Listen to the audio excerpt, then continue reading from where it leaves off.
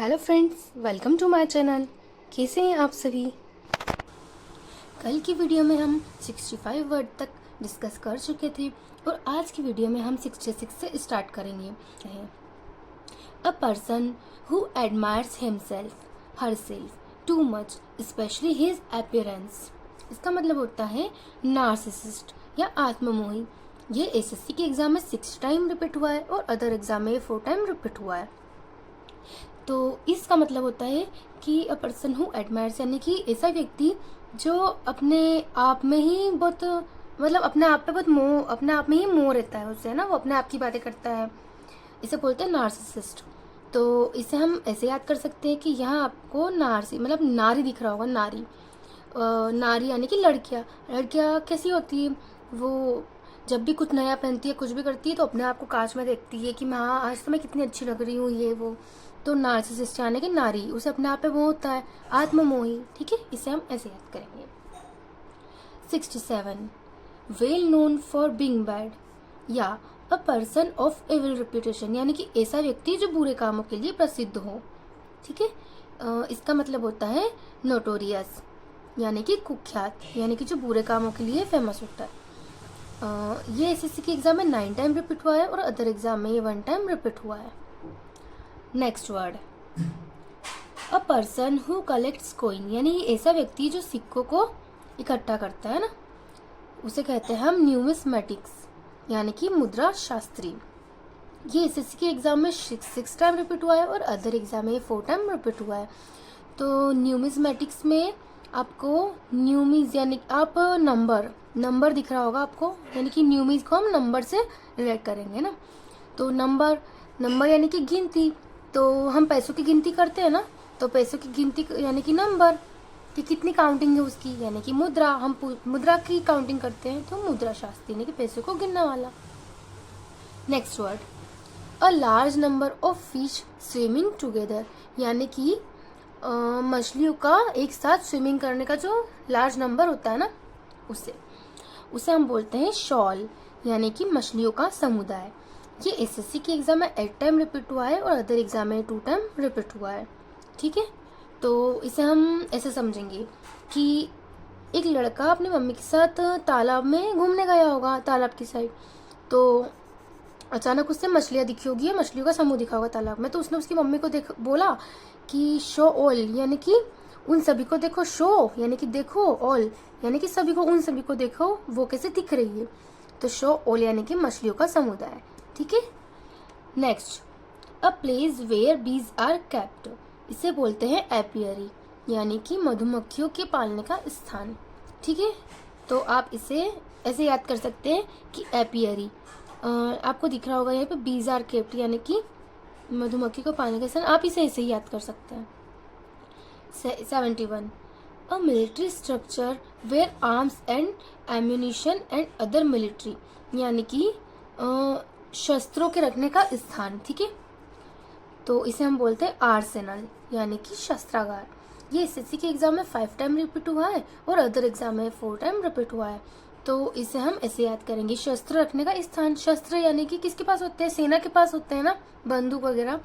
तो सेनल, आपको सेनल यानी कि सेना दिख रहा होगा यहाँ पे, है ना। और आर्सेनल, आर को आप आरी से रिलेट कर सकते हैं। आरी होता है ना, आप आरी तो जानती होंगी, वो शस्त्र जैसे ही उपयोग में आता है काम में। तो सेना के रखने का स्थान मतलब शस्त्रागार। ठीक है, next, the story of a person's life written by somebody else. इस वर्ड को हम पहले भी आपको बता चुके हैं कि ऐसा पर्सन जो खुद की बायोग्राफी मतलब खुद के बारे में लिखता है ना, उसे हम बोलते हैं आत्मकथा। और जो किसी और की कहानी को लिखता है उसे हम बोलते हैं जीवनी यानी कि बायोग्राफी। ठीक है, तो जीवनी।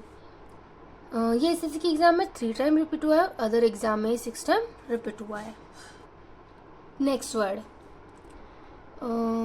House or shelter of a gypsy या a group of people specially traders of or pilgrims travelling together across a desert यानी कि कारावन यानी कि काफिला।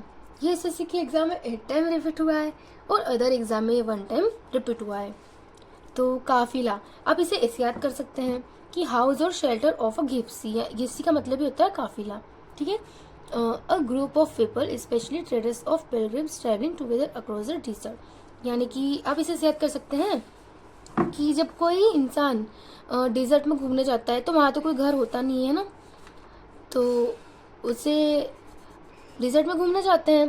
तो लोग डिजर्ट में घूमने कैसे जाते हैं, या तो कार से जाएंगे या वैन से जाएंगे, है ना, पैदल तो चलकर जाएंगे। तो आप इसे ऐसे याद कर सकते हैं कि डिजर्ट घूमने कहाँ से जाएंगे, कार से जाएंगे या वैन से जाएंगे, तो कारवान।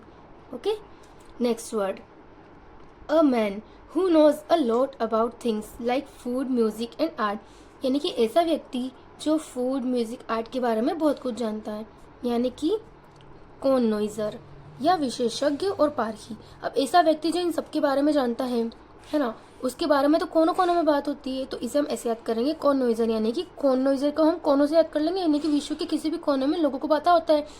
अगर कोई फेमस इंसान होता है जिसे इन सब के बारे में पता हो तो उसकी बात कोनों कोनों में होती है, तो कॉनोइजर को हम ऐसे याद करेंगे। Next word, man behaving more like a woman than as a man, यानी कि इफेमिनेट, यानी कि नारी जैसा। तो ऐसा व्यक्ति जो नारी की तरह या लड़कियों की तरह बिहेव करता है उसे हम बोलते हैं इफेमिनेट। फेमिनेट में आपको फेमिनेट यानी कि दिख ही रहा होगा कि इसका मतलब होता है लड़कियों की तरह ना, तो नारी जैसा। ये एसएससी के एग्जाम में 6 टाइम रिपीट हुआ है और अदर एग्जाम में 3 टाइम रिपीट हुआ है। Next word, a poem that express lament for the dead, यानी कि ऐसी कविता या गीत जो किसी मरे हुए इंसान के लिए गाया जाता है उसे हम बोलते हैं इलेगी, यानी कि शोक गीत। ये एसएससी की एग्जाम में 5 टाइम रिपीट हुआ है और अदर एग्जाम में ये 4 टाइम रिपीट हुआ है, तो इसे आप ऐसे याद कर सकते हैं।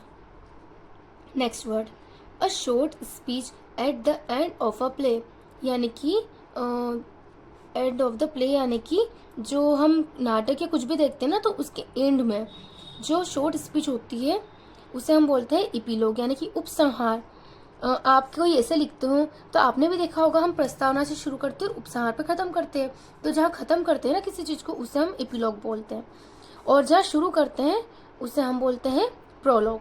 ठीक है, तो इसका मतलब होता है उपसंहार। ये एसएससी के एग्जाम में 6 टाइम रिपीट हुआ है और अदर एग्जाम में 3 टाइम रिपीट हुआ है।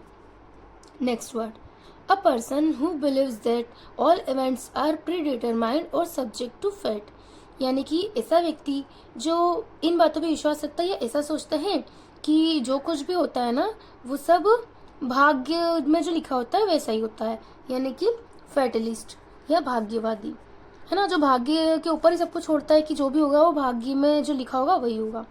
तो फेट मतलब ही होता है भाग्य, फेटलिस्ट जाने का मतलब होता है कि जो भाग्य पर विश्वास करता है कि जो होगा वही होगा, है ना, तो आप इसे ऐसे याद कर सकते हैं।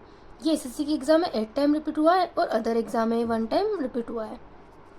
Next word, a person who sells and arrange cut flowers, यानी कि ऐसा व्यक्ति जो फ्लावर्स को अरेंज करता है और कट करता है। ठीक है, फ्लोरिस्ट कौन करता है फ्लावर्स को कट, फूल वाला, इसे हम बोलते हैं फ्लोरिस्ट। फ्लोरिस्ट में आपको फ्लावर जैसा कुछ दिख रहा होगा, फ्लोर, है ना, तो इसे आप ऐसे याद करेंगे, यानी कि फूल वाला। ये एसएससी के एग्जाम में 8 टाइम रिपीट हुआ है और अदर एग्जाम में 1 टाइम रिपीट हुआ है। Next word, extreme fear of water, है ना, जिसे वाटर से डर होता है, यानी पानी से डर लगता है जिसे, उसे बोलते हैं हाइड्रोफोबिया, यानी कि पानी का डर। ये एसएससी की एग्जाम में 8 टाइम रिपीट हुआ है और अदर एग्जाम में 1 टाइम रिपीट हुआ है। तो यहाँ आपको एक वर्ड दिख रहा होगा फोबिया, फोबिया वर्ड आपको कहीं भी दिखे तो उसका मतलब ही डर होता है। ठीक है, और हाइड्रो, हाइड्रो मतलब होता है पानी, है ना, या जल। हाइड्रोफोबिया यानी कि जो जल से डरता है या जल के पास जाने से डरता है उसे हम हाइड्रोफोबिया कहते हैं। ठीक है, ये बाकी वर्ड्स को हम कल कंटिन्यू रखेंगे। आज मुझे कुछ काम आ गया है, सॉरी, तो कल हम इसके आगे का कंटिन्यू करेंगे। ठीक है, आपको हमारी वीडियो कैसी लगी कमेंट में ज़रूर बताएं, हमारी वीडियो को लाइक करें और अगर आपको वीडियो पसंद आई हो तो हमारे चैनल को सब्सक्राइब कीजिए। Thank you.